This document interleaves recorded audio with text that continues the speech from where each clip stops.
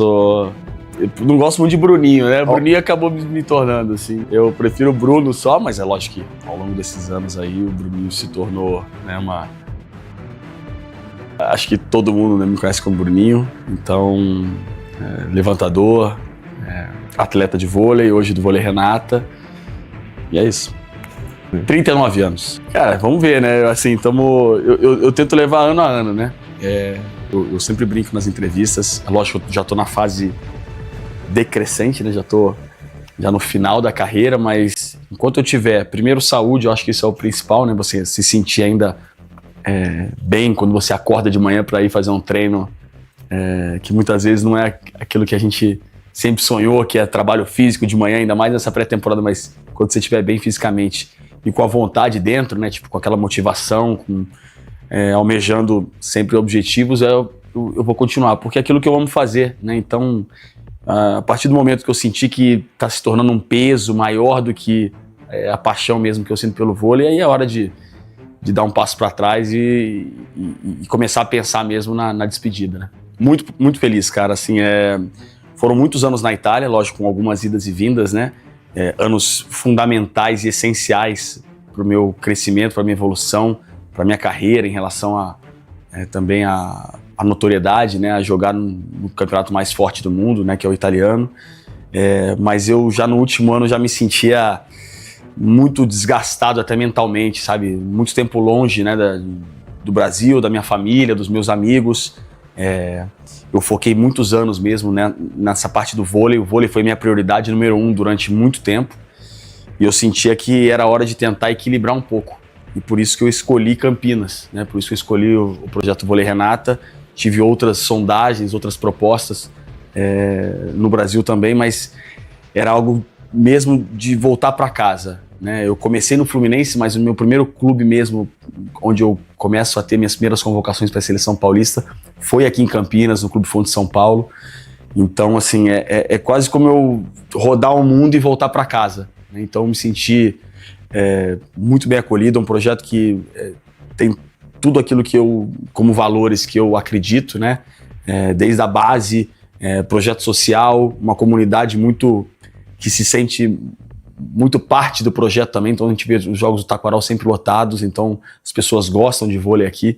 Então tudo aquilo e a minha família aqui, né? A família da minha mãe, a família Mossa é toda daqui, então coisas pequenas como um almoço, né, numa terça-feira na casa do meu avô, que eu não tinha sei lá quantos anos, eu tô tendo essa oportunidade de novo, então isso me deixa muito feliz e poder equilibrar um pouco da vida, né, da carreira mesmo, né, do vôlei, com a minha vida extra-quadra também. Eu acho assim, depois de tanto tempo mais longe, né, por opção, pela vontade mesmo de viver o meu sonho, que era jogar vôlei, mas voltar é sempre... eu acho que tudo na vida tem um tempo, né? Acho que tudo tem um porquê, tudo tem seu tempo, então ao longo dos anos eu fui ficando mais maduro em relação a isso, também mais experiente em aceitar essas coisas e hoje eu vejo que foi a decisão correta de voltar e tá aqui. Olha, difícil, hein? Hoje em dia é difícil. Eu tenho família lá, né? A família Rezende é do Rio, a família Mossa é de Campinas. A minha base mesmo seria no Rio, né? A minha casa é no Rio. Mas agora eu tenho aqui também esse apartamento alugado que eu fico aqui também, né? Boa parte do meu tempo. Cara, eu não abriria a mão de nenhum dos dois, né? Eu amo praia, então Rio, o estilo de vida do Rio de Janeiro é um estilo de vida que eu gosto demais. Mas aqui eu tenho muitos amigos, né, de infância, irmãos mesmo da vida, minha família, né, meu irmão, minha irmã também que moram aqui, minhas irmãs do meu pai estão no Rio, minha família. Então, assim, eu fico muito dividido. Então, eu acho que a minha vida inteira vai ser Rio de Janeiro e Campinas. Acho que não vai ter como fugir disso aí.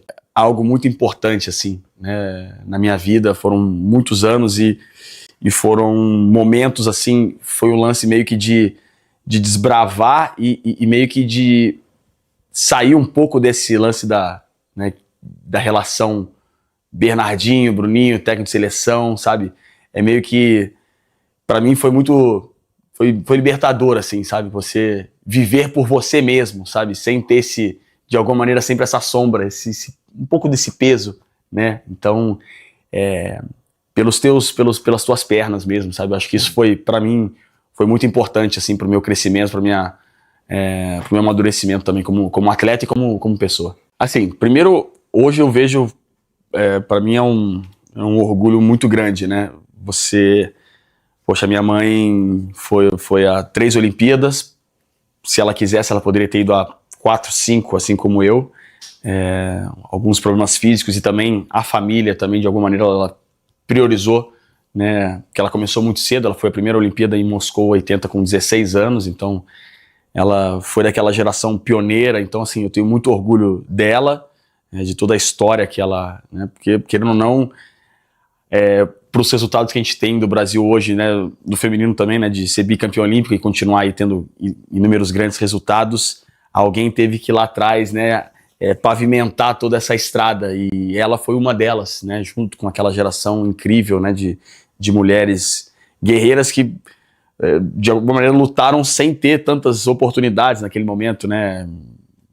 Minha mãe, Isabel, Jaqueline, entre tantas outras, né? Eu falo mais essas que talvez sejam um pouco mais representativas, mas elas foram fundamentais. Então eu tenho muito orgulho, assim, de toda a história dela, tão inspiradora, assim. E depois né, meu pai também, Bernardinho, que ele brinca, né? Que ele foi um jogador ok, mediano, mas, poxa, com 2 Olimpíadas não pode ter sido só mediano, ele foi com certeza um bom jogador também, mas depois aqui a carreira de treinador acabou deixando a carreira de atleta talvez um pouco escondida, digamos, por ele ter conquistado tantos títulos, né, e toda essa notoriedade como treinador. Também, poxa, o que eu posso falar, assim, principalmente pelos valores que eles sempre me inspiraram e me ensinaram, né? Então acho que o meu maior orgulho é esse. E é lógico que, assim, quando eu comecei, você é uma criança ali, um adolescente, que você quer fazer aquilo porque você gosta, né? Porque você ama. Então, para mim era um prazer, assim. Eu nasci dentro de uma quadra, o primeiro brinquedo foi uma bola de vôlei, então todos os treinos eu tava ali pós-treino, brincando, jogando com eles, ataque e defesa e tudo mais. Inclusive ataque e defesa. Ataque e defesa, tanto que eu brinco que no livro, inclusive, tem eu falei pro Júlio Velasco uma vez, quando a gente encontrou num jantar desses de treinadores lá, eu falei, ó, eu sou o melhor sub-5 do mundo, porque eu já fazia um ataque e defesa, meu ataque e defesa era bom com 4 anos de idade, não, e era bom mesmo, porque de alguma maneira eu já tinha um pouquinho do jogo, né, e batia a bola desde 2 anos de idade, então, assim, o vôlei foi sempre muito presente. Mas quando eu fiz vários esportes, quando eu comecei mesmo a me interessar só pelo vôlei, que foi mais ou menos com uns 15 anos, eu sinceramente não... É lógico, meu pai às vezes vinha no jogo, todo mundo ia lá, tirava foto e tal, era uma coisa um pouco, talvez, não que me incomodava, mas existia, né, os adversários, talvez, né, jogando aqui em Campinas contra alguns, olhavam, o filho do Bernardinho, sabe, ou minha mãe ia no jogo também, então, também conhecida, tinha um pouco, mas você realmente não sente porque você tá ali por prazer, né? É aquela coisa da criança mesmo, de desfrutar daquele momento. Ao longo dos anos, né, eu me torno profissional, aí vou pra Unisul, aí é um lance de você ter que mostrar mesmo que você merece aquele espaço. Tem que trabalhar o dobro? Cara, eu não sei se o dobro, mas você tem que mostrar mesmo que você tá ali porque você realmente quer, porque você se dedica muito, porque você tem, né, qualidades, tem um talento, né? Então ali você é um lance meio que eu coloquei na minha cabeça. Eu lembro que eu tinha essa frase inclusive no meu Instagram, assim, alguns anos atrás, matar um leão por dia mesmo. Pra provar um pouco, cara, porque é natural. Eu acredito que, assim, eu teria esse olhar. Poxa, tá chegando o filho do... Tipo, você vai olhar e falar, cara, vamos ver, entendeu? Então é o dia a dia que vai mostrar, né, cara, o cara... Eu nunca quis nenhum tipo de... como é que eu posso dizer... nada de mão dada, de mão beijada. Eu sempre quis realmente lutar por aquilo que eu sonhava, entendeu? Eu jamais não sonhava, poxa, eu vou jogar 5 Olimpíadas, não sei. Mas eu queria viver daquilo, viver da vida que meus pais viveram, ser atleta, jogar. Então, esse era o meu grande sonho. E assim, é lógico que quando você começa, os olhares são maiores. E aí tem a primeira convocação.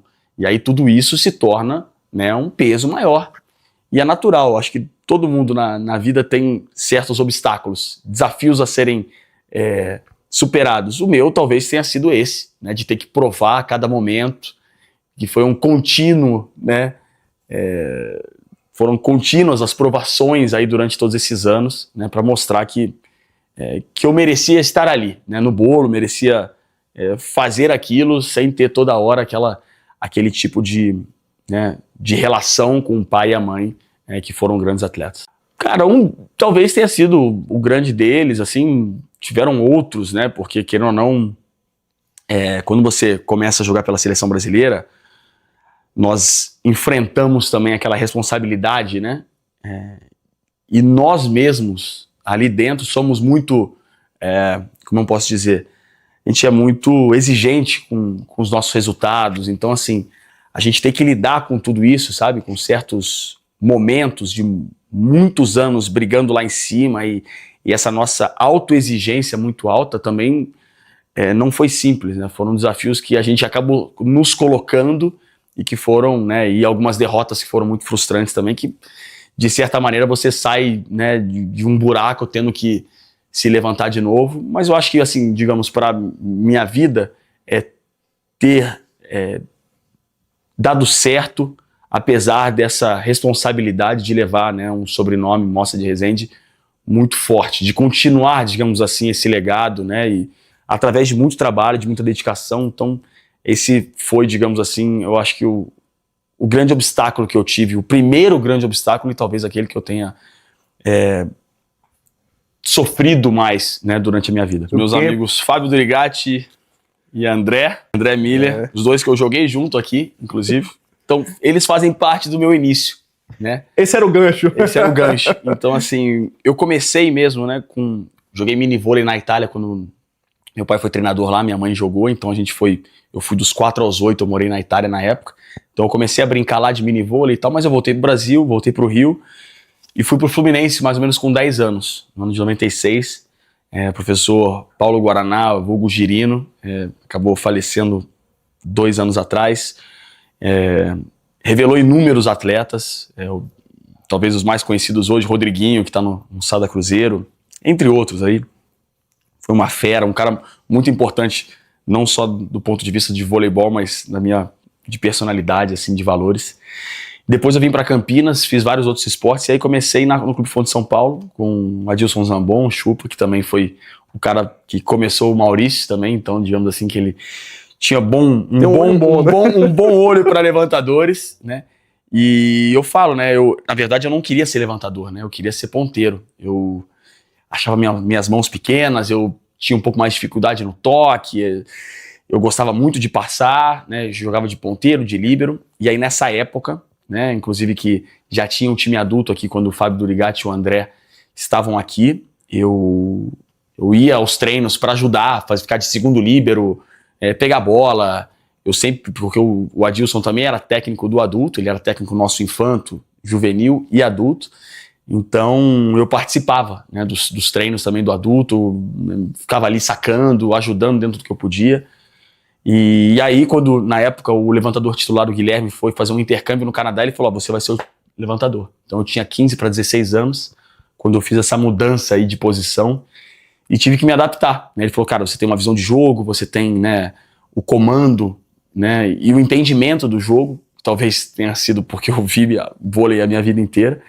E aí eu tive que fazer um trabalho muito forte mesmo digamos, de levantador mesmo, né, da parte técnica de levantamento, para me tornar, né, só levantador e parar de fazer ponteiro, líbero e outras posições. Então esse foi o meu início e foi muito importante eu ter tido a oportunidade de ter um time adulto aqui, mesmo que jogava a divisão especial do Campeonato Paulista, jogava a Liga B, mas de estar perto e de ver como é que era já uma equipe adulta, né? Desde 16 anos já estava ali, acompanhava, pegava a bola, ajudava nos treinos, então isso para mim me moldou também desde o início, né?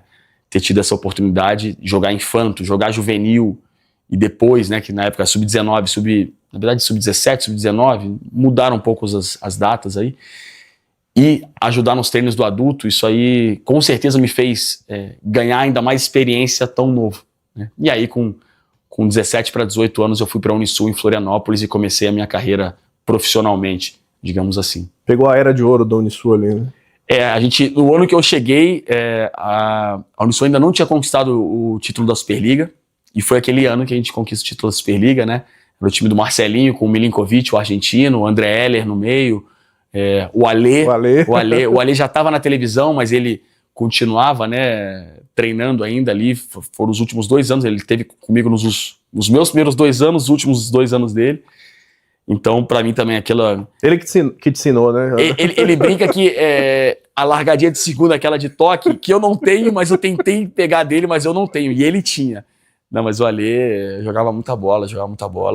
E pra mim, eu falo assim, eu acho que as minhas melhores escolas foram essas, assim, ter a oportunidade de ter tido tantos atletas que me ensinaram, que me ajudaram.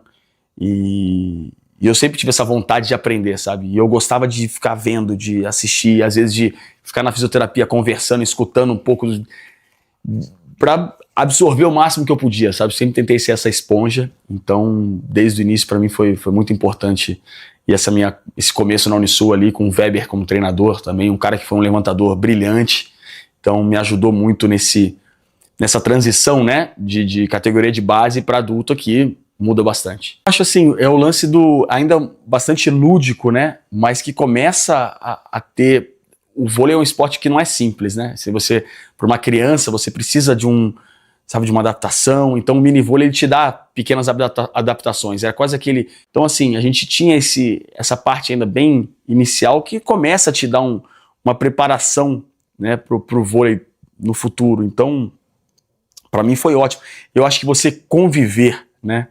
Você começar a entender o que é um esporte em equipe, né? Na época do mini vôlei lá a gente fazia 3 contra 3, né? Sim. Então você começa a jogar, né? A entender que eu tive outros esportes individuais, eu nunca gostei tanto, porque eu sempre gostei de compartilhar momentos.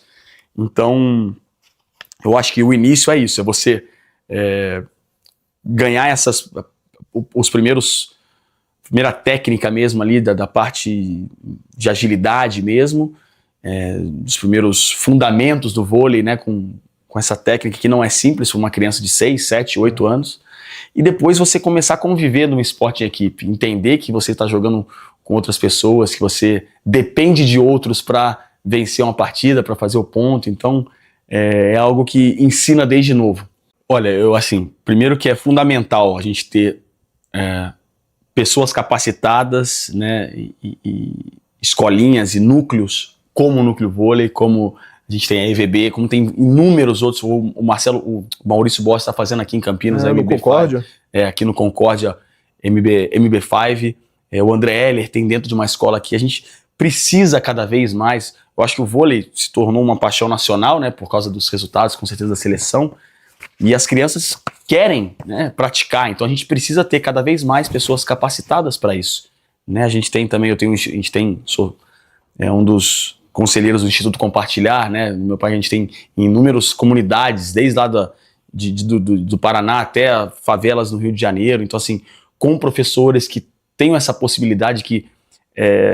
a gente não sabe quantos a gente vai ter atletas de alto rendimento no futuro, mas o importante são esses valores que a gente fala que o esporte dá para a sociedade, sabe? Em relação à disciplina, em relação ao comprometimento, em relação à equipe, sabe? São coisas que por mais que a gente não vá criar atletas olímpicos, mas você vai criar cidadãos do bem, né? Então, próximos do esporte.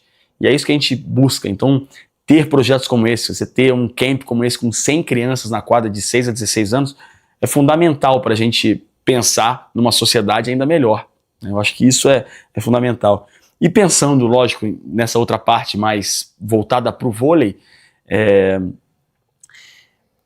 é muito complicado a gente falar sobre resultados, porque muitas vezes os resultados eles ficam muito próximos, uma vitória, uma derrota, e às vezes você acaba tirando todo o mérito, digamos assim, de todo um processo vivido, e muitas vezes numa vitória você acaba escondendo certas deficiências que a gente tem. Então não é simples, sabe?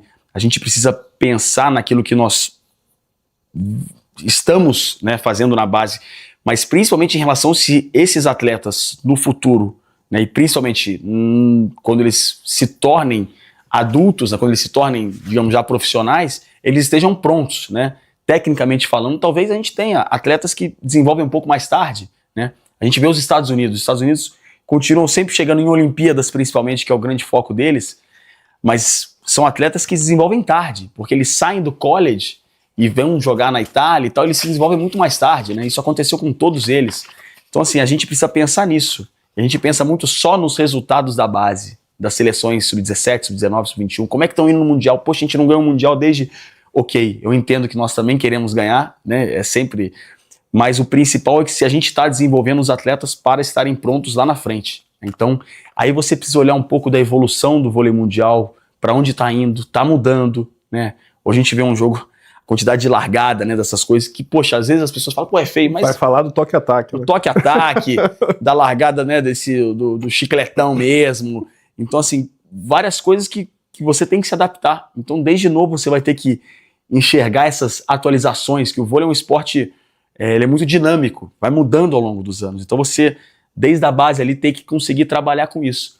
Mas eu não consigo olhar só para resultados, eu olho mais para a evolução e o desenvolvimento desses atletas, principalmente quando chegam na parte principal, que é quando eles se tornam profissionais mesmo e já na fase adulta, né? Interessante, boas perguntas, né? Cara, primeira coisa, assim, que eu falo para alguém que sonha, né, em ser atleta, eu acho que o principal é isso. Se alguém sonha em ser atleta, é se dedicar ao máximo, né? Então, é o comprometimento que você tem por aquilo que você faz. Isso eu aprendi, acho que desde cedo em casa, né? Meu pai foi sempre um cara que de alguma maneira, desde que da escola e tal, então assim, eu acho que a dedicação, se você escolheu fazer aquilo, se você tem paixão por aquilo, você tem que se dedicar ao máximo. Então, a dedicação, né, e o comprometimento, acho que seria o número 1 disso. Eu acredito muito em você, né, e a dedicação ela entra junto com disciplina, né, em relação a tudo isso. Depois eu acho que, jovem ainda, eu acredito que a gente conseguir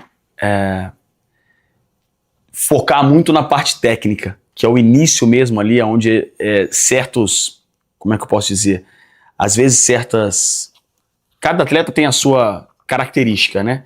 Mas muitas vezes você acaba criando certos vícios, entre aspas, que às vezes podem ser difíceis de você mudar ao longo dos anos, né? Então a parte técnica mesmo, é lógico que cada escola tem digamos assim, uma teoria para a parte técnica. Então os Estados Unidos eles têm uma maneira de ver o vôlei, o Brasil outra, mas que seja curada essa parte técnica desde o início, né, em relação à manchete, em relação aos passos, né, a passada, né, seja no ataque, seja no saque, né, ao levantamento, né? Então eu acho que curar bem a técnica é importante. E a outra eu acho que seria, desde cedo, entender o quão coletivo é o voleibol, né? Então eu acho que a gente sempre vai querer, né, estar jogando bem, cada vez melhor tecnicamente, fisicamente, mas você tem que pensar sempre como equipe, né? Então eu acho que quando a gente é mais novo, talvez a gente ainda pense demais só no nosso e às vezes esquece de pensar também em tudo aquilo que nós estamos criando dentro de um time, sabe? Então se você desde novo conseguir ter essa, né, principalmente para levantadores, que cara, eu preciso fazer o meu time jogar, não adianta eu for mais brilhante ou mais, digamos, aquele que faz mais fantasias se o meu time não estiver ganhando. Então eu acho que criar isso, né, também essa coisa do trabalho em equipe é muito importante, né, para os jovens, assim. Então coisas que eu colocaria para eles, acho que desde cedo. E para os treinadores, primeiro eu acredito que quando muito jovem é conseguir, que não é simples, você, lógico, deixar fluir, né, digamos, a criatividade e o jogo deles, como, digamos assim, ainda bem no início, e ao mesmo tempo você lidar com a coisa do comprometimento ali dentro. É quase como um equilíbrio entre não ser tão exigente ainda no início, né, de você conseguir deixá-lo quase como florescer no início, e ao mesmo tempo você ter uma certa disciplina. E não é simples. Eu vejo, as pessoas acham que ser treinador da base é simples, e eu tenho certeza que não é, porque os adolescentes ainda estão em formação, então é sempre uma faca, sabe, de dois gumes ali muito complicada de você conseguir lidar. Então eu acredito que esse equilíbrio da exigência, mas ao mesmo tempo de conseguir ser empático, né, de ter essa tranquilidade para deixá-los também florescerem, é algo importante para que não sufoque desde o início. A gente já vai ter uma carreira longa, quem pretende, né? Então, de deixar esse início, pelo menos, ser um pouco mais leve, digamos assim, né? Nesse início de trabalho. Depois, eu acredito que, da mesma maneira que eles têm que pensar na parte técnica, eu acredito que os professores, né, pensarem, curarem essa parte mais técnica no início é algo fundamental, né? Para que a gente possa desenvolver atletas que estejam mais capacitados, né? E não interessa a altura, né? Muitas vezes, pô, esse cara alto, ele vai ser... Acho que ali você tem que deixar, né? Tipo assim, vamos fazer de tudo com ele. Ele pode ser ponteiro, pode ser central, pode ser oposto. Ele tem que trabalhar tudo para ver aonde lá na frente a gente vai colocar ele numa posição mais específica. Então, eu acho que ter esse tipo, né, dessa parte técnica vai fazer com que os jogadores consigam evoluir em todo o repertório e depois se especializarem mais numa posição. E a terceira, eu acho que é a mesma coisa, né, dos jovens, eu acho que para os treinadores implementarem o quão importante é a parte coletiva dentro de um time, colocarem isso, eu acho que é fundamental, né, desde o início, para que a gente crie atletas cada vez mais comprometidos nesse fator dessa generosidade dentro de quadra, de conseguir fazer um grupo, né, e pensar que o coletivo é sempre mais importante que o eu. O voleibol é o esporte mais coletivo de todos? Eu acho, porque você depende tirando o saque, todos os outros fundamentos, todas as outras partes, você consegue dar sozinho. Então, cada ação, ela tem que, de alguma maneira, ser melhorada, ou, né, se um passe não é tão bom, o levantador tem que tentar colocar a bola da melhor maneira possível para o atacante, e o atacante tem que lembrar que tem uma cobertura, caso seja necessário, e um bom bloqueador, ele ajuda a defesa. Então, são muitas nuances, assim, é um esporte que você depende totalmente, né, do teu companheiro. Então, tirando o saque, que é a hora que você tem ali sozinho, todos os outros momentos você depende do companheiro. Então, eu acredito que seja o esporte mais coletivo. Talvez, né, futebol americano você dependa também, né? Então, outros esportes aí, mas o vôlei, sem dúvida, é aquele que depende mais. Bruninho, a gente tem um patrocinador especial aqui, parceiro, que investe no adoro no café, voleibol. então agora estou... Pô, coisa linda, todo tipo aqui, perfeito, obrigado. Obrigado Melita, pelo presente. né? Pô. Vai ser muito bem utilizado. Obrigado. É a minha paixão, cara, é aquilo que eu amo fazer, entendeu? Quando você realmente encontra algo que você ama fazer, aquilo de alguma maneira, mesmo nos momentos mais, que você talvez nem todo dia você vai acordar a milhão, né? Mas cara, é aquilo que eu amo, de me preparar para uma semana para um jogo que o Taquaral vai estar lotado, sabe? A torcida ali vibrando. Então, tudo isso, né? O que o vôlei me traz, né? Todas as alegrias e todo esse sentimento, né? Bom, é aquilo que realmente desperta o melhor de mim e que me faz acordar de manhã e ir pro treino e feliz da vida. Eu queria ter as mãos dele. Ele fica, sei lá, quantos anos ele já não joga, mas ele entra ali e fala, cara, como é fácil, parece fácil, né? A mão dele... Cara, mas assim, é o que eu falo, eu sempre tento... Eu sou muito grato porque eu tive a oportunidade de ter inúmeros professores, assim, sabe? Pessoas que me ajudaram. E eu acho que uma das minhas grandes qualidades foi ser essa esponja mesmo de entender que, cara, eu quero aprender, sabe? Eu acho que isso é uma grande qualidade, assim. Então, eu sempre quis aprender muito. E, cara, eu continuo tendo oportunidade. Eu sou um eterno incomodado, assim. Sempre acho que alguma coisa você pode melhorar, você pode evoluir, você pode aprender. E ter esses caras ao meu lado, né? Poxa, o André Heller, que hoje tá numa outra parte também, ele fala também mais em relação à parte mais mental também, que é uma coisa que na minha carreira foi muito importante. Então, bater papo com ele, o Maurício mesmo, às vezes a gente troca poucas coisas, cara, o que você achou do jogo? Coisas que ele vê, né, talvez que são importantes para um cara que a experiência que ele teve, se não foi o maior, um dos maiores levantadores da história do voleibol. Então, Horácio, que assim, além dele, né, de tudo, os anos de voleibol, né, da experiência, mas acho que o ser humano que ele é, né, então você ter pessoas assim ao seu lado, cara, é que realmente é mais de uma das coisas que você vai pro treino, você fala, cara, que legal, eu vou ter pessoas assim ao meu lado. O Maurício Borges é um grande amigo aí já de batalhas, então a gente continua ali tendo essa parceria dentro de quadra e é um cara muito importante assim dentro do nosso time, mas também, né, nessa parte de passar experiência, né? Eu vejo ele hoje muito mais maduro, né? Ele é mais novo que eu, então ele chegou na seleção, já estava, então você percebe a maturidade que ele também ganhou ao longo desses anos e como ele também se tornou um líder, sabe? Talvez não tão expansivo, mas sempre falando, conversando, então muito bacana ter tanta gente legal assim ao lado.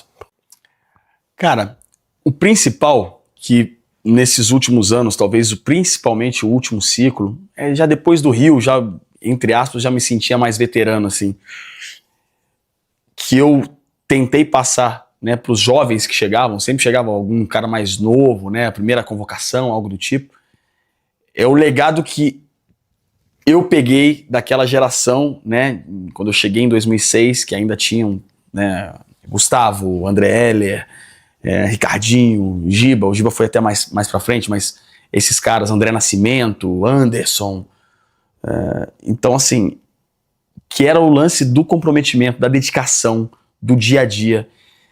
É lógico que a gente vai querer sempre os resultados, os melhores resultados, mas quando você entende o processo, o que é o dia a dia, o que é Saquarema, eu brinco que assim, é quase como um santuário. Você entra naquele lugar, você tem que realmente agradecer, porque nos anos 80, os caras começaram lá atrás, os caras dormiam embaixo de arquibancada, entendeu? Aquela geração tinha que subir arquibancada, sabe? Na época do vôlei, tinha tênis, né? Esses tênis de hoje, né? Todos. Então, assim, os caras, velho, passaram perrengue lá atrás, entendeu? Para conquistar tudo, desde a geração de prata até, vamos falar de outras gerações, anos 70, né? Paulo Russo, lá atrás, né? Meu padrinho, falecido suíço também, foi a 76, 80, assim, lá atrás. Estamos falando de muitos anos atrás. Então, assim, a oportunidade que tem hoje de ter um centro de treinamento só pro voleibol, sabe? Naquela qualidade, entendeu? A gente, poxa, ter comida de alto nível, você ter, né, acomodações, né, os quartos, academia de primeira, fisioterapia, banheira quente, gelo, sauna, quadras com Taraflex, com tudo. Cara, você tem que olhar para aquilo e falar, cara, cada dia aqui vai ser um dia que eu vou fazer o meu melhor, entendeu? Porque eu preciso continuar esse legado que foi construído, entendeu? Então, era isso que a gente passava ali, né? Eu, Lucas, que é a mesma geração. Acho que foi isso que a gente aprendeu, que a gente passava. Certos valores são inegociáveis. Então, assim, você perceber que um garoto talvez não esteja fazendo o máximo dele, ou que esteja, sabe, ou reclamando e tal, isso é uma coisa que me incomodava. E aí era onde a gente tinha que chegar e falar, entendeu? Então, eu acho que o nosso principal papel era esse, cara. É lógico que no dia a dia é você tentar deixar as coisas mais leves, numa reconstrução principalmente, talvez os resultados não venham, né? E a gente, lá atrás, cara, passava a semifinal, a gente nem comemorava, entendeu? Era um alívio você ir pra final, entendeu?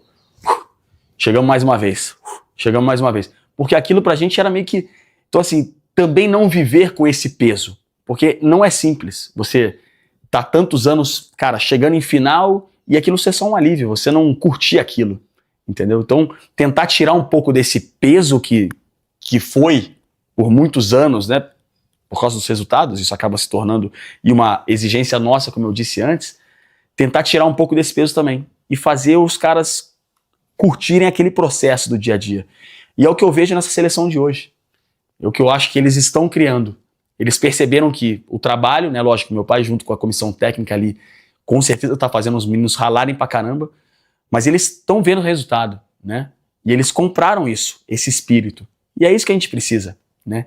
quando compra isso, entendeu? A gente vai ver. Eu espero que a gente possa ser campeão da Liga das Nações, que a gente chegue forte no Mundial. Eu acredito nisso, mas já dá para perceber que eles compraram isso, que é o principal, entendeu? Que é o dia a dia, muitas vezes é o sofrimento, é estar longe da família um mês, entendeu?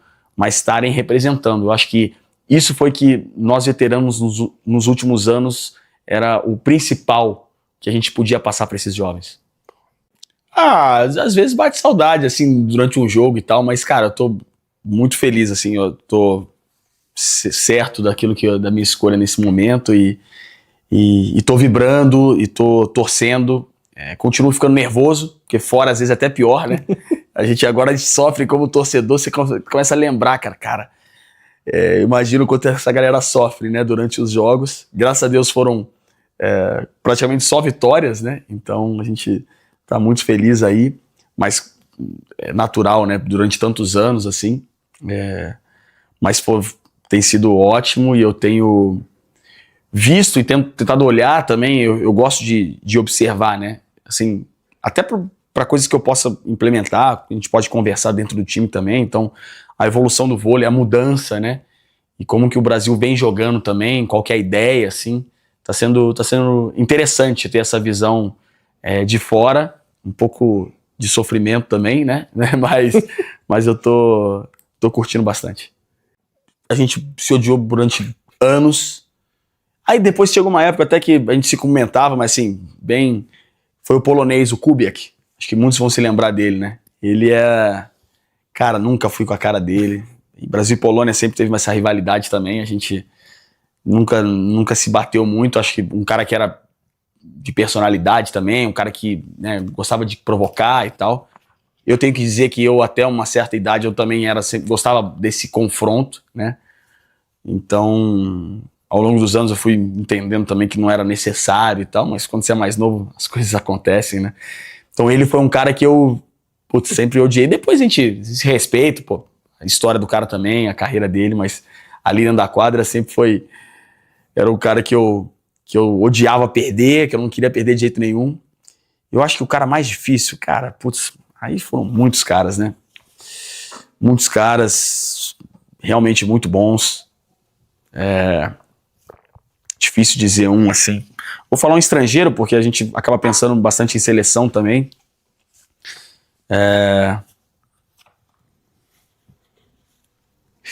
Aí eu botaria, cara, talvez o Mihailov ou o Tetiukhin, os russos ali, foram caras os caras realmente que a gente fez grandes batalhas, perdemos muitas vezes, ganhamos outras, mas que foram sempre difíceis, né? E dois caras realmente fora de série, né? Tanto o Mihailov parecia um robô, você não conseguia tirar o cara do jogo de jeito nenhum. Eu lembro uma final de Liga Mundial em 2011, o cara torceu o pé, fez 32 pontos. Eu lembro que a gente chegou no hotel, o cara tava com um pé desse tamanho, assim, sabe? Você fala, cara, esse cara jogou uma partida final como essa. E o Tetiukhin, outro também, né? O cara jogou a Olimpíada do Rio com 42, 43, ainda em alto nível, né? O cara que foi a 6 Olimpíadas, se eu não me engano, 5 ou 6. Então, que merece o respeito. Sempre foram caras muito difíceis de jogar contra. Graças a Deus foram muitos títulos. Eu vou falar duas, que talvez três, assim, que eu acho que a Olimpíada é a maior, não tem como, né? Porque ali é um marco de tudo, assim, né? É o maior sonho, né, de qualquer atleta olímpico, tirando o jogador de futebol, que Copa do Mundo, né? O resto é a Olimpíada. E como eu falo até no livro e tal, é uma obsessão, né? Quando você, ao longo dos anos, vai se tornando uma obsessão. E quando a gente perde em Londres, né? O meu trabalho naqueles 4 anos foram, cara, voltados para aquilo, né? Eu sonhava com aquilo dentro de casa e eu sabia o quão difícil ia ser. E você consegue aquilo, né? Da maneira que foi, né? Com aquela reviravolta dentro da Olimpíada, em casa, né? Na cidade onde eu nasci, família, amigos, todo mundo ali, assim, se você pudesse me falar, cara, para o tempo em algum momento, eu ia parar naquele pódio, aquele final ali, sabe? A gente em cima do pódio, um olhando pro outro incrédulo, sabe? Aquela cena da bandeira sendo hasteada, aquilo ali não existe felicidade maior, assim, não existe orgulho maior, sabe? Eu acho que ali realmente é todo um trabalho de anos, assim, é a tua vida inteira que passa naquele momento, né? Então, não tem como não ser aquele momento. E eu colocaria mais duas que foram muito especiais, que é a Liga Mundial de 2009, né, em Belgrado, que é a famosa Batalha de Belgrado, que a gente ganha da Sérvia lá dentro, 3-2, 25 mil pessoas. É o primeiro campeonato como titular, né, um início de mudança de geração, e que talvez que as pessoas não esperavam, né, que a gente pudesse vencer aquela Liga Mundial lá, não éramos os favoritos, e é sempre um sabor diferente quando você tá jogando, sabe, uma pressão tão grande assim, e pela magnitude, cara, 25 mil pessoas contra a Sérvia, contra Milinkovic, Grbić, e eu era um garoto, cara, tinha 22 anos, então foi uma conquista muito especial. E acho que o Mundial de 2010, porque ali foi quando eu, pelo primeiro momento ali, em meados de 2010, antes, que eu inclusive falo no livro, foi quando eu realmente passei por um momento onde eu não entendia muito bem, de dificuldade, de insegurança dentro dos jogos, sabe, de medo. Então, como eu consegui naquele momento superar aquilo, sabe, de correr mais rápido daquilo e conseguir conquistar com a seleção aquele título mundial na Itália, né, que foi o tricampeonato mundial consecutivo. Acho que também tem um significado muito especial por esse momento, sabe, de ter que superar momentos de ansiedade forte, assim, sabe, de não conseguia jogar, tava com medo, tava inseguro, então acho que foi uma competição que me marcou bastante também. Essas três, mas a do Rio não tem como não ser a mais especial. Maracanãzinho lotado é a coisa mais linda que tem, só que é engraçado porque você precisa conter a tua emoção, né? Eu lembro de conversar muito com o Serginho disso.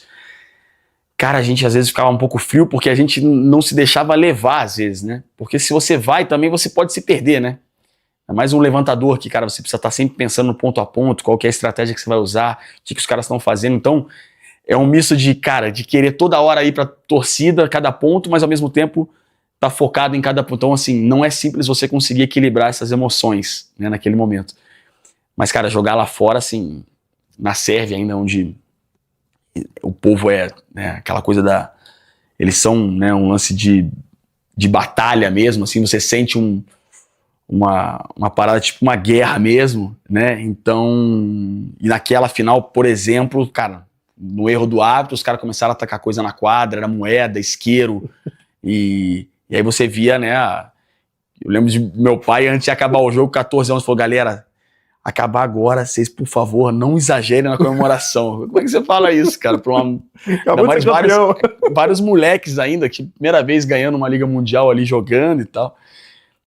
Mas foi difícil. Assim, eu acho que você acaba entrando num flow ali que você perde um pouco do lance de onde você tá e tal, mas jogar contra a torcida fora, às vezes você não consegue escutar nada também, né?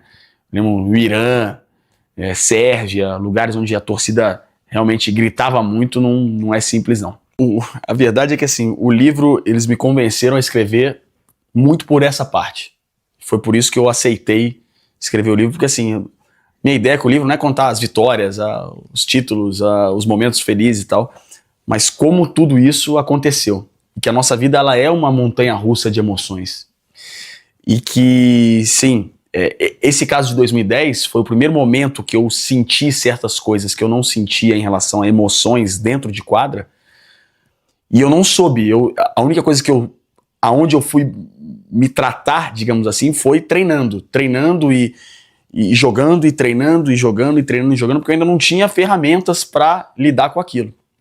E pós Olimpíadas de Londres, onde foi com certeza o grande divisor de águas da minha carreira, eu falo porque assim, aquela derrota, ela, sem dúvida, é a maior cicatriz que eu tenho na minha vida, porque 2 gold medal points, né, 2 pontos do título olímpico, daquilo que eu falo do maior sonho, né, depois disso você perde o chão, né, e ali foi um momento é difícil eu dizer exatamente o que é, se é burnout, se é, porque na época eu não fui ao médico para me dizer, você tem isso, você tem aquilo. Mas foram meses onde o voleibol perdeu sentido para mim, onde eu voltava para a quadra, na época no RJX, eu estava no Rio, né? Eu tinha perdido o amor, a paixão, sabe, de ir pro treino. Eu sentia angústia naqueles momentos, eu sentia frustração, sentia ódio, sabe? Falava, cara, o que eu tô fazendo aqui, sabe? Eu não queria estar ali. E as únicas coisas que me deixavam, que eu conseguia esquecer aquela final e todo esse momento ruim ainda, era quando eu saía à noite, eu ia pra bar, eu ia curtir com meus amigos, eu saía, eu bebia, então assim, foi a minha fuga naquele momento, totalmente sem sentido, mas na época você não sabia. E depois de alguns meses foi onde eu percebi que eu precisava de ajuda. Primeiro o Marcelo Francoviac falou pra mim, cara, você tem que parar de se culpar, você precisa entender que, cara, uma medalha de prata olímpica você tem que valorizar. Depois meu pai falou, cara, nós precisamos buscar ajuda pra você. Tem esse cara que foi Orlando Cane, que é um cara que faz uma yoga com respiração, que foi a primeira pessoa que eu busquei para tentar um pouco me reconectar, né, com minha parte mental, assim, com as minhas emoções. E foi quando eu busquei ajuda junto com o Juliano, o marido da Alessandra, que é minha empresária, que foi para mim o meu guru, o cara que me ensinou muitas coisas em relação a ter ferramentas, né? A gente começou a estudar sobre emoções, né? E aí colocar para fora tudo aquilo que você está sentindo. Então foi um processo a partir de 2013 até hoje, porque não é porque eu ganhei o título olímpico em 2016 que eu parei, agora eu tô ótimo. Porque a nossa vida ela é feita de obstáculos. Você vai ter momentos difíceis de novo. E a gente acha que você precisa continuar cuidando da sua mente. Então assim, o que eu falo para as pessoas, o que eu tento passar para os jovens atletas e tal, cara, não tem problema nenhum em você se sentir em algum momento vulnerável, sabe? A vulnerabilidade, cara, se você realmente fala, cara, eu preciso de ajuda, é um ato de coragem, não é algo que você precisa se esconder, entendeu? Não é mimimi. Eu acho que é você enfrentar isso, porque na época talvez fosse um tabu. Estamos falando de 2010, 2012, não se falava sobre isso. E eu comecei cedo, foi uma busca que eu tive cedo, e graças a Deus foi o que realmente me fez equilibrar. Isso não quer dizer que eu não tive mais momentos ruins, eu tive, mas eu tive ferramentas como meditação, como respiração, como leitura, né, que me fazem equilibrar esses momentos e lidar com eles de uma maneira melhor, entendeu? Eu tenho menos momentos, né, de frustração pós-derrota, de 2, 3 dias que eu ficava em casa que eu não queria ver ninguém, entendeu? Depois de uma derrota, de um título, alguma coisa, que, cara, eu sei que a vida vai continuar, entendeu? Então você ressignifica muitas coisas. E a fé, que me ajudou muito ao longo desses anos, de entender que tudo tem um porquê, né? E eu acho que foi isso. E essa foi a grande vontade que eu tive de contar nesse livro. Todo esse processo da minha vida, né? Que não é só dentro de quadra, mas é tudo, é fora também, e que continua, né? Porque é um processo contínuo, né? Da busca eu não digo da felicidade, mas eu digo assim, da tua serenidade no teu dia a dia, entendeu? De buscar esse equilíbrio, né? Então acho que isso foi algo que foi muito importante para mim e que eu sei o quanto é importante a gente conseguir passar para os jovens, sabe? Com a minha história, com a história que eu vi sobre que a Mayara falou, que outros falaram, e cara, é isso, sabe? A gente tem que falar mais para que as pessoas se sintam cada vez mais à vontade, entendeu? De enfrentarem esses problemas. E lembrar que o nosso cérebro, né, ele é um músculo, assim como a gente trabalha no nosso corpo na academia, a gente precisa, né, tá trabalhando essa parte também, nosso cérebro, tudo isso, nossas emoções. Então, é um trabalho diário que continua e vai ser, eu acredito que vai ser para sempre isso. É a maior luta que a gente tem, né, contra as nossas vozes, né? Então, contra as nossas inseguranças, contra os nossos medos, como você gerencia isso, como você lida com isso. Eu acho que aí é onde os grandes campeões são forjados, os caras que realmente se tornam, sabe, que conseguem atingir o ápice e se manter durante anos, são aqueles que conseguem lidar com esses momentos, entendeu? Claro que a parte técnica, a parte física, a tática, tudo isso conta muito, né? Mas a parte mental é ela que vai fazer essa mudança, digamos assim, do craque pro fora de série, por esse outro. Então, eu vejo muito tênis, né? O tênis é um esporte, cara, talvez o mais difícil que eu conheça. O cara é sozinho, o cara não tem a bola na mão, o cara é igual o vôlei, né? Que você tá toda hora, então é muito rápido. E, cara, o cara joga 5 horas, né? Alcaraz e tal. Esse cara, pô, eu tenho essa... Eu me inspiro muito, sabe, em ler sobre, pra entender o que se passa na cabeça desses caras, né? Porque essa é a grande luta que nós temos, né? É a principal batalha, como lidar com isso. Como você conseguir deixar fluir tudo aquilo que você sabe, né? Sem se deixar levar em algum momento, sem se deixar distrair por essas vozes internas. Passar uma mensagem, né, de inspirar de alguma maneira, sejam os mais jovens atletas, aqueles que sonham, mas eu acho que para pessoas, no geral, de que, principalmente dessa parte da saúde mental, de quanto isso foi importante e deu a mudança, assim, digamos, na minha carreira e na minha vida,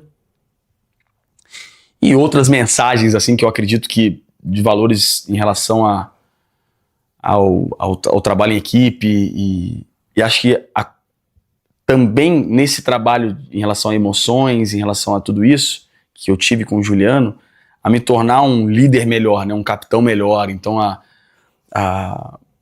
ter mais empatia, a julgar menos, sabe? A conseguir entender cada atleta que eu tinha ao meu lado, como eu vou, né, lidar com ele, qual que é o meu approach com esse cara, é diferente do que aquele, então tudo isso, né, na minha vida, que eu acho que a nossa vida ela é feita de relações, em todos os lugares que você tá, seja na tua família, né, com a tua esposa, com teus filhos, com teu irmão, seja no trabalho, né, e seja no esporte. Então assim, como você criar essas relações cada vez mais cristalinas, né, através da comunicação e como conseguir ter ambientes que sejam cada vez mais harmônicos, digamos assim. Essa foi a busca, sabe? De tentar, cara, apesar das nossas diferenças, que, poxa, eu lembro que na Itália eu tinha, era eu, aí era o Ngapé francês, aí era o Petric, o Nikit Sérvios, aí tinha os italianos, aí tinha o belga. Então, assim, cada um de um lugar. Como que eu vou lidar com essa quantidade de culturas, né? Como é que eu posso... Então é você aprender com isso, a como chegar em cada pessoa, escutando bastante, né? Então tem muito disso no livro também, assim, desse tipo de relações que eu acho que a gente leva para a vida. Então, e coisas em relação a tudo, né? De histórias, de superação, de vitórias, de grandes fracassos, como se levantar, né? Eu acho que o livro tem bastante coisa interessante. Ele digamos que é fácil de ler, ele é pequeno, assim. Eu acho que tem mensagens legais aí. Como o livro da Itália foi lançado antes, ele foi lançado, vai até o Mundial de 2022, né, que a gente é bronze lá na Polônia. E aí a gente colocou esses últimos anos, né, digamos assim, fizemos alguns 2 ou 3 capítulos a mais. E tem alguns inserts, né, mais sobre o Brasil, porque estava muito focado um pouco em Itália lá. Então a gente tira algumas coisas, principalmente em relação a resultados e tal, e faz mais alguns inserts aqui, que meu amigo Marco Aurélio Souza me ajudou aqui no Brasil. E aí então o livro é um pouquinho adaptado, né, e tem esses 3 capítulos a mais. Cara, já tá, né? Agora já tá na pré-venda. Tem o link, vou mandar para vocês aí colocarem aí. Lá na Amazon. E dia 6 é o lançamento no Rio de Janeiro. Dia 13 em São Paulo, 13 de agosto, no shopping Parque Vila Lobos, em São Paulo. Então vai ser o lançamento lá. Estarei lá para autografar e tal. No Rio vai ser aonde? Dia 6 de agosto no Barra Shopping. 6 de agosto no Barra Shopping, dia 13 São Paulo, dia 20 Florianópolis, no Shopping Beira-Mar, e dia 27 aqui em Campinas. Então são esses 4. A princípio, a gente vai, ao longo do tempo aí, que agosto ainda estamos sem jogos, então vai dar para fazer esse corre do livro, e é isso. Entre sombras e vitórias, espero que a galera curta aí, poder passar algumas mensagens legais aí pras pessoas. Essa é uma pergunta que me deixa ansioso. Depois eu vou ter que meditar porque eu fico nervoso. Não, eu tô brincando. Não, cara, eu não sei, sinceramente. A gente comenta muito, fala muito, né? Ainda é um momento que a minha vida agora também é um pouco pensar sobre isso, né? O que vai ser seu futuro? Eu vou acabar agora a minha faculdade, né? Que eu na época eu tranquei lá atrás. E mais para ter digamos, para depois poder me especializar em alguma coisa, sou sócio de restaurantes, tenho coisas, né, startups em outras vertentes que não são do esporte, mas a minha ideia é continuar no esporte, né, de alguma maneira. O ser treinador, eu sinto que eu vou ter que ter a mesma fome que eu tenho hoje, a mesma paixão, a mesma motivação de acordar de manhã, de ir pro treino, com outras, né, digamos, não vai ser mais só a parte física, né, vai ser menos física, mas vai ser talvez se preocupar com outras coisas. Então assim, mas você tem que ter a mesma dedicação, mesmo comprometimento, e eu não sei se eu terei isso quando eu parar de jogar. Então eu vou precisar entender quanto vai ser, né, quanto eu vou querer isso, porque a nossa vida ela é realmente muito desgastante ao longo de todos esses anos. Então é isso que eu vou precisar entender. Com certeza aquilo que eu decidi fazer, eu vou fazer a 110%, porque essa é a minha, digamos, eu sou filho do Bernardino, então de alguma maneira a genética ajuda nisso aí, mas então por isso que eu tenho minhas dúvidas em relação a ser treinador. Eu não sei se eu terei eu acho que eu estudando, eu me aperfeiçoando, eu tenho condições, mas aí vai ser uma questão de motivação mesmo. Mas é o seu sonho? Hoje não é meu sonho. Mas pode ser uma consequência. Mas pode ser no futuro. Eu não fecho essa porta, não. Essa parte financeira, eu acho que você encontrar pessoas realmente de confiança, né? Então eu trabalho com a Sports and Life, né? Com o Giga, que é meu irmão, né? Jogou comigo. Então assim, ter alguém que realmente eu confie ao meu lado. Tenho a Alessandra, que é da parte de marketing, né? Que hoje tem vários outros atletas, né? Desde o Lucarelli, Lucão, Adriano, Bergman, Arthur Bento. Então, pessoas de confiança que fazem parte do teu time, digamos, né? Porque a gente precisa estar muito focado, né, dentro de quadro. Então, pessoas que possam ajudar e colaborar nessa outra parte fazem parte do meu sucesso também. Então, o que eu tive hoje, eu agradeço ao time que eu montei, digamos assim, né? Que foi o Giga, que foi a Ali, que foi o Gil, que foi, digamos assim, o meu mentor. E todas as pessoas da AMA, da Sport and Life. Então, assim, isso é muito importante. Então, eu dou a dica para que os jovens escolham bem, sabe, entendam, conversem, porque é algo fundamental para que, se você quer realmente ter sucesso. E depois, assim, em relação a posicionamento e a como você lida no teu dia a dia, eu acho que, assim, o bacana é você passar para as pessoas algo que você realmente é, né? Buscar a parte orgânica da situação, sabe? Então, tem o dia a dia do teu treino e tal, não sei o quê, mas como você é ali fora, sabe? Eu acho que aí tem marcas que talvez tenham a ver com você, entendeu? Elas vão te procurar porque fica uma coisa mais orgânica, né? No meu passado talvez eu não tenha feito, às vezes você fez pela grana só, né?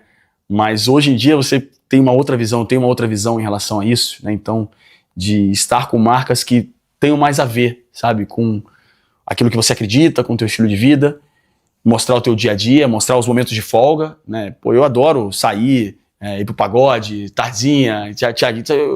Eu não deixo de mostrar isso também, porque as pessoas têm que ver que tem um ser humano. Tem o cara que se dedica, que trabalha e tal no dia a dia, mas que também tem os seus momentos de lazer, né? Então acho que você conseguindo mostrar isso, sendo um cara orgânico, é quando as pessoas realmente elas começam a ter o apreço e começam a realmente a querer te seguir, né? A querer, né? E as marcas, ao mesmo tempo, organicamente, vem esse potencial em você de se conectar com pessoas. Cara, assim, eu sempre tive uma relação muito boa com o Ricardo desde que eu cheguei em 2006. E assim, eu falo isso no livro, né? Em 2007, a gente fica eu, Éder e Alan. Alan era o líbero, né? Na época só podiam 12 jogadores. Em 2007 a gente fez boa parte da Liga Mundial, outros jovens também, porque os mais velhos tinham ganho o Mundial no ano anterior e tinham tido acho que 40 dias de folga, tinham tido bastante tempo de folga. Então a gente jogou vários jogos. Eu lembro de ter jogado contra a Coreia aqui em São Paulo, Finlândia, acho que em BH. A gente fez vários jogos, foi a primeira vez que eu joguei como titular mesmo na seleção em 2007, né? E eu era o terceiro levantador, tinha o Marcelinho, né, eu, e o Ricardo tinha tido mais tempo de folga.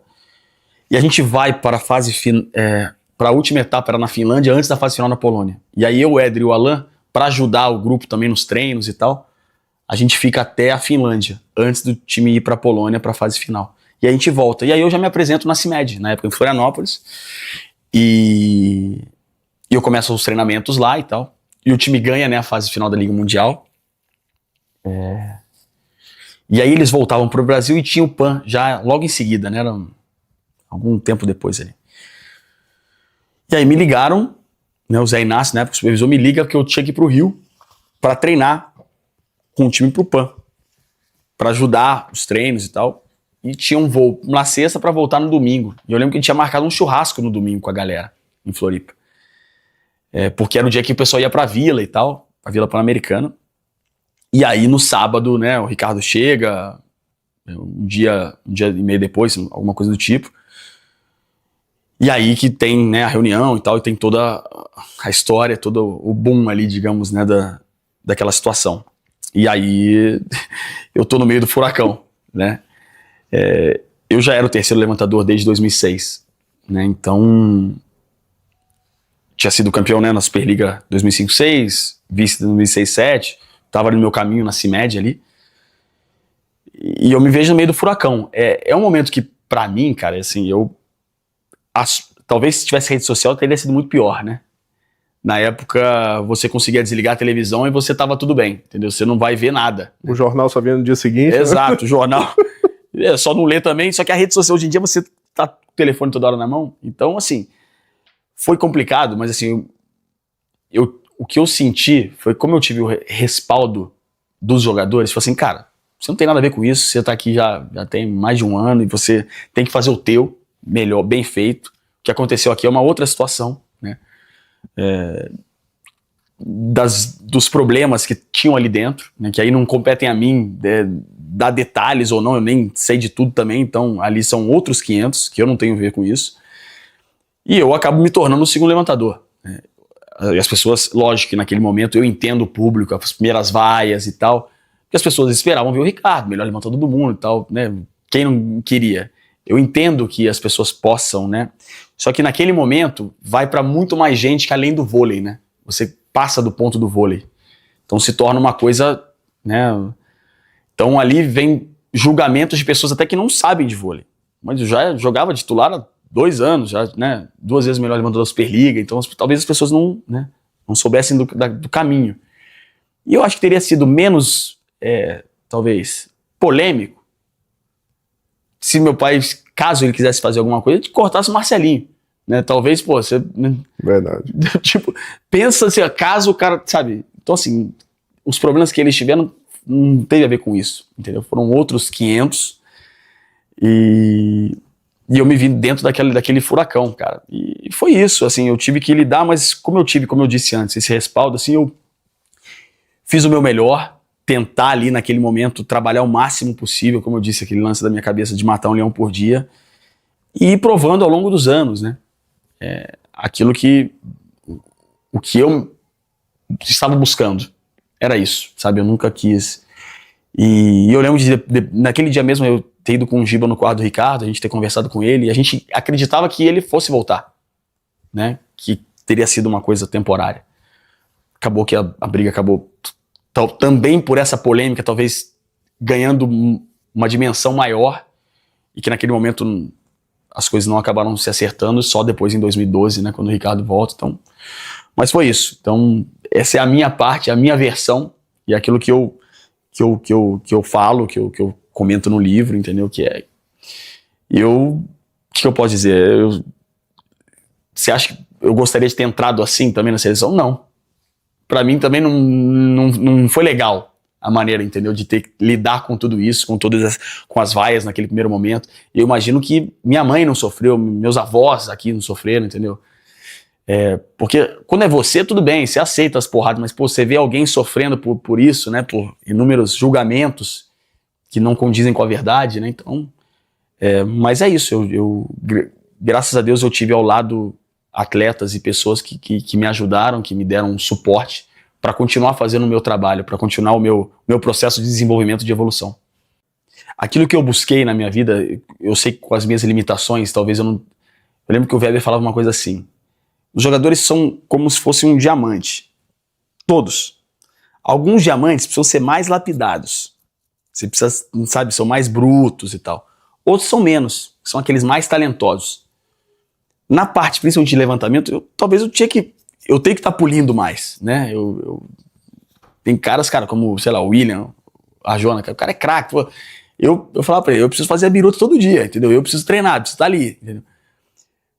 E assim, talvez as minhas limitações me fizeram trabalhar e principalmente entender outros lados que eu precisava crescer, que eu precisava melhorar, que eu precisava desenvolver e que eu precisava ser melhor para fazer o meu time jogar e para conseguir competir, entendeu? Eu acho que eu atingi o meu auge em tudo, né? Mesmo técnico, eu estava muito bem na Itália, entre 14 e 19, cara, foram anos que eu acho que eu realmente estava muito bem, né? Até tecnicamente, as pessoas falam, pô, não acho que eu fui o Maurício, não acho que eu fui o Ricardinho, mas eu tive anos muito bons também tecnicamente, entendeu? E acho que a parte tipo de dentro de quadra, de entender, de fazer o time jogar, de ser eficiente, de conseguir ser o melhor líder possível, entendeu? De servir.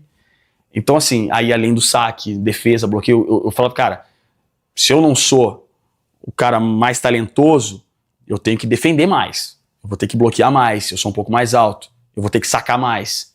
Então, são coisas que me fizeram complementar, entendeu? Então, através das minhas limitações, eu entendi que eu precisava melhorar, eu precisava, né, digamos, me destacar com outras coisas, né? E foi isso. E acho que lidar com os momentos difíceis, eu acho que a parte mental me ajudou também nisso, né? Por isso que eu acho que as coisas acabaram acontecendo para mim, né? Em relação aos títulos, a esse reconhecimento. Perdi muito, mas foram muito importantes as derrotas também para eu, né, me reinventar, me refazer. E eu acho que essa vontade de aprender sempre também me ajudou, sabe, a não me acomodar nunca. E foi isso, cara. Mas eu fico lisonjeado. Tantos caras, treinadores, né, principalmente treinadores, que são caras que veem o vôlei de fora, então é bacana. E assim, eu sempre tive, como o vôlei foi muito desde cedo, eu tive um entendimento e a técnica talvez de manchete, de encaixe de bola, certas coisas muito naturais. O toque não foi. O toque ele teve que ser trabalhado, continua tendo que ser trabalhado. E é isso. E aí é o feeling, e é o, entendeu? E é o ritmo do jogo. Então são coisas que você tem que tacar, tipo, depois de 2 meses de férias, você tem uns dias ali, tipo, o Maurício, no primeiro dia ele vai tocar bem, entendeu? Talvez eu precise de 2, 3 pra voltar, entendeu? Então, isso faz parte. E você entender e trabalhar em cima das limitações, entendeu? Das imperfeições. Eu acho que essa humildade de reconhecer, né? É o que talvez tenha me ajudado na minha carreira a me tornar quem eu me tornei. Bruninho ou Roese? Pô, eu vi pouco o Roese, mas falam que ele era muito craque, hein? Eu vi pouco o Roese, cara. Queria ter visto mais. Falam que ele era muito craque. Em cima do muro, tá? Putz, falam que ele era muito craque. E eu adoro ele também. O Paulo é figuraça, joguei com o Bernardo, filho dele. Cara, como eu não vi, eu vou me colocar nessa, mas peço desculpa já pro Roese. Bruninho ou Weber? Acho que pelos resultados eu vou me colocar. Bruninho ou Capita? Cara, não, aí eu acho que o William, porque, como eu disse antes, é um respeito muito grande por esses caras que vieram lá atrás, entendeu? Dessa geração. Meu pai fala que ele era um craque, tipo, fora de série.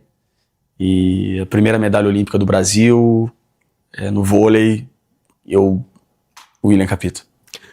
Apesar de não ter visto tanto. Fitas VHS, que o pessoal nem sei se vai lembrar. Então, o Quinho deve ter. O Quinho tem. Quinho, por favor, coloca um pouco mais do William Capita aí pra galera ver, e eu também. Bruninho ou William Mago? Ah, cara. O William é muito craque, velho. Assim, de mãos não tenho dúvida, o cara é muito craque. Talvez seja mais completo por ser mais alto. Não, vou botar ele também. Bruninho ou Gibbit? Bruninho.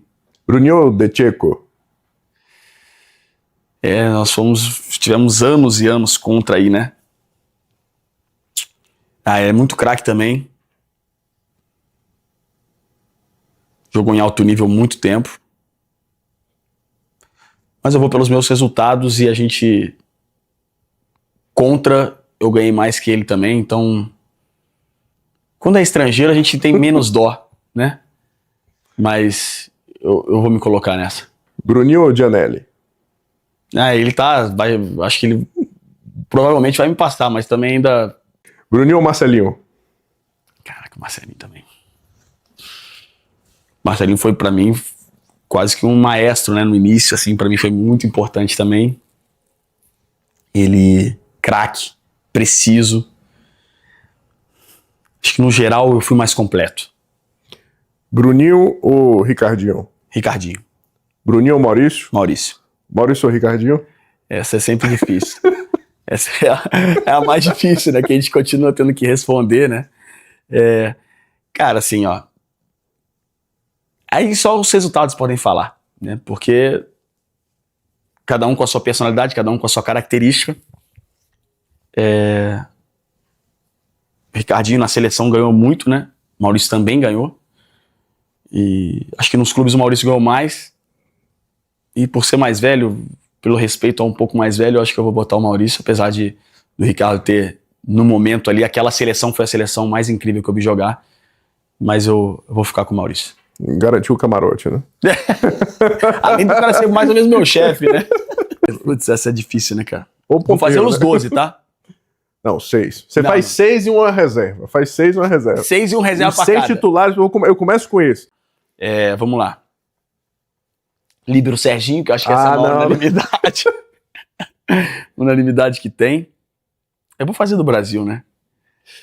Oposto, cara. A gente teve opostos incríveis. Mas aí eu vou falar o cara que me impressionou mais no início, assim. Poderia botar o Wallace, poderia botar o Visotto. Mas acho que o Marcelo Negrão foi o primeiro grande oposto que a gente teve e me marcou muito, né? Eu comecei a jogar depois de ver aquele ace dele, lembro de acordar para ver aquela final olímpica. Então, o Marcelo Negrão como oposto. O levantador eu vou botar o Maurício. O Ricardinho logo, né, já entra e não precisar. Na ponta também é complicadíssimo fazer, né? Porque são muitos caras bons, mas eu falo de um cara que talvez seja o cara que as pessoas... Talvez tenha sido o cara mais subvalorizado, eu acredito, no voleibol nacional e mundial, que foi o Murilo.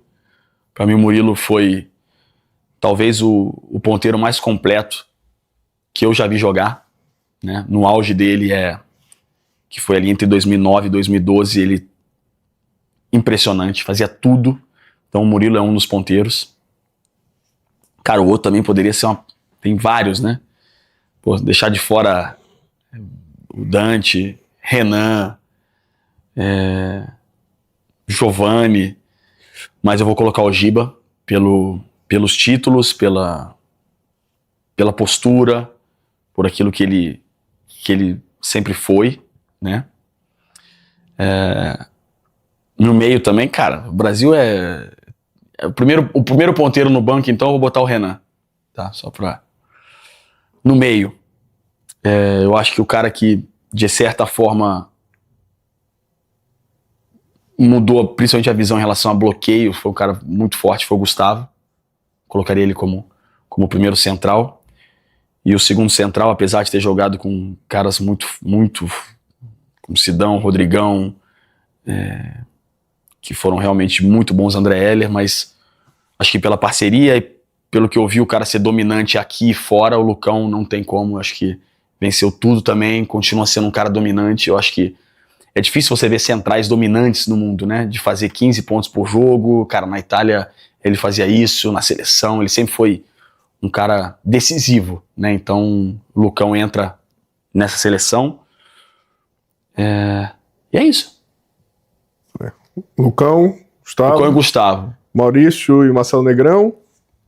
Giba e Murilo. Com Renan, Ricardo. Renan, Ricardo. E termina o banco. Hã? Termina o banco. Aí tá, vou botar mais um central. Vou botar o Carlão de central. Carlão não pode botar porque o Carlão pode botar. Então deixa o Carlão de Coringa no meio. Não vou nem colocar ninguém, porque tem tanta gente, vai ser difícil colocar. De oposto, o Wallace ou o Vissoto, mas eu vou botar o Wallace pelo título olímpico e pelo que ele fez ali, né? É isso. Eu vou botar Mário Júnior. Campeão mundial. E... Não, treinador... Vou botar meu pai também, que acho que ele ia escolher bem aí. Se precisasse trocar, ele ia trocar. E eu fico de diretor, tá bom? Diretor Bruninho, tá manager. Manager. Primeiro agradecer aí a oportunidade, dizer que é muito bom quando a gente vê programas, né, podcasts e tal, que falam de vôlei, que buscam cada vez mais dar vozes aos atletas e de uma maneira legal, né, uma maneira realmente que seja positiva, né? É isso que a gente precisa cada vez mais. Então, parabenizar todos vocês, mandar um abraço pro Alê e pra todo mundo aí. E, cara, o vôlei pra mim é a minha vida, foi a minha vida, né? Tem sido a minha vida. E eu, graças a Deus, consegui conquistar tudo aquilo que eu conquistei, mas o principal foram, sem dúvida alguma, todas as relações, todas as amizades, todo o carinho, né, e afeto recebido, poxa, durante todos esses anos, pelo Brasil afora, de torcida. Eu acho que são essas coisas que a gente vai levar mesmo, sabe? E essas relações mesmo verdadeiras que a gente cria, esses laços, né? E que o vôlei, por ser um esporte tão, como a gente falou, tão coletivo, que você depende muito um do outro. Então, poder ter compartilhado durante anos com muitas pessoas, né? Emoções, vitórias, derrotas, frustrações, mas pessoas que me ajudaram a ser melhor, me ajudaram a moldar quem eu sou hoje. Então, é isso que o vôlei representa, essa paixão que eu tenho, mas principalmente de compartilhar tantos momentos com tanta gente legal que passou na minha vida, que eu sou agradecido. E a partir de hoje a gente está lançando o nosso curso, o DNA do Líder Esportivo. É isso aí, é um curso onde você vai aprender 6 habilidades fundamentais para inspirar atletas, formar equipes vencedoras, deixar sua marca no esporte. Esse curso aqui é para você construir o seu legado no esporte. Exatamente. E para quem que é esse curso? Esse curso é para técnicos, coordenadores de programas esportivos, ex-atletas, se você quer iniciar uma carreira de sucesso como treinador, como técnico, professores e professoras de educação física que querem se aprofundar na gestão de equipes esportivas e profissionais em geral, que sonham em deixar um legado no esporte.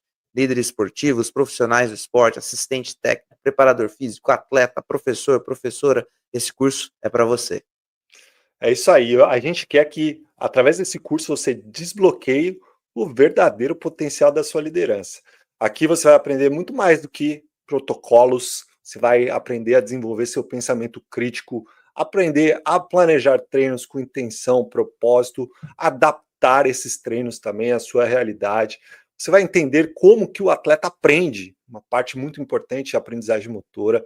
Você vai se tornar um professor muito mais completo, reflexivo, preparado, e você vai poder criar suas próprias dinâmicas. A gente não quer que você repita o que está por aí, a gente quer que você crie as suas próprias metodologias, tá certo? Então, aqui você vai descobrir como conectar teoria com prática da base e do alto nível. Sempre eu falando um pouquinho mais em relação ao alto nível e o Peter falando em relação à base. E a gente tem muitos módulos desse curso que vão fazer você ter esse tipo de ferramenta. No final do curso, então a gente espera que você tenha autonomia, uma visão estratégica para liderar suas equipes, que você seja capaz de identificar e desenvolver os talentos com equipes de alta performance. E aí nós não estamos falando somente do altíssimo nível, não. Você pode ter uma alta performance nas categorias de base também, e a gente vai falar muito sobre isso nesse curso. A gente quer que você deixe um legado de valor como técnico, como gestor, que você seja reconhecido, reconhecida pela sua excelência profissional. As metodologias são extremamente atualizadas e a gente quer que você otimize o seu desempenho, o desempenho dos seus atletas, de forma que você seja capaz também de trazer decisões táticas precisas e que sejam muito eficientes lá em momentos críticos do jogo.